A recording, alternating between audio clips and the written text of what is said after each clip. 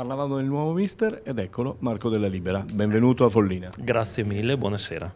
Allora, arrivi da un'esperienza negli ultimi 3 anni di, chiamiamolo il settore giovanile, insomma, ma un pochino più grandicelli.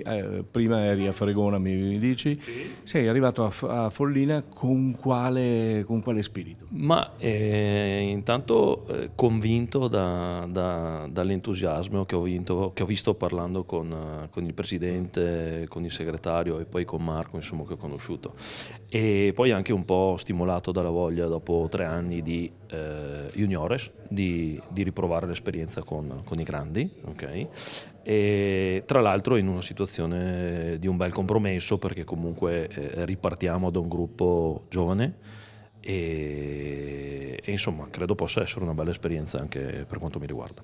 Tutti dicono che la Juniores sia la squadra più difficile da guidare, perché i ragazzi arrivano ad un'età in cui c'è di tutto e di più, no? Allora, confermo che è quello un po' il bello anche, la gestione, il trovare la chiave di interagire con i ragazzi, perché poi è facile dire non ci sono più i ragazzi di una volta, ma la realtà secondo me è che vanno trovate nuove chiavi di lettura, quindi poi sta sempre al nostro lato cercare di lavorare nel modo giusto e niente, è stata una bella esperienza, sono contento di averla fatta e sono contento di fare questa adesso, insomma. Come giocherà la Follinese? Ma speriamo bene intanto.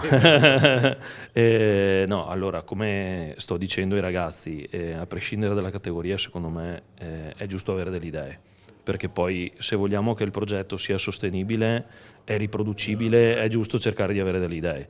È chiaro che bisogna poi avere disponibilità al sacrificio, al lavoro, tra virgolette, okay? Perché poi il lavoro vero è un altro, e in maniera tale poi insomma da riuscire a capirsi, a conoscersi il prima possibile e poi a mettere in campo anche quello che si fa durante la settimana. Molti pensano che il campionato di terza categoria sia una sciocchezza, non è proprio così. Io credo che ogni campionato vada rispettato, okay? Nel senso che ogni campionato presenta delle sfide e noi ad esempio andremo a fare un campionato di cui non abbiamo informazioni e già la mancanza di informazioni è una cosa complicata per quanto mi riguarda e quindi sarà stimolante anche quello, perché andrà capito il prima possibile, i ragazzi vengono comunque, tanti vengono da un'esperienza in seconda categoria e dovranno calarsi comunque in questa nuova realtà che è diversa e dovremo essere bravi a farlo nel più breve tempo possibile per quanto mi riguarda.